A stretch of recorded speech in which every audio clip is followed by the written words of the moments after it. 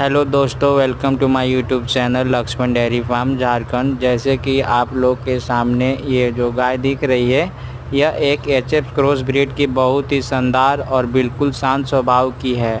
और यह 4 दिन किसका काविंग की हुई है और इसके पास फीमेल काफ आई हुई है।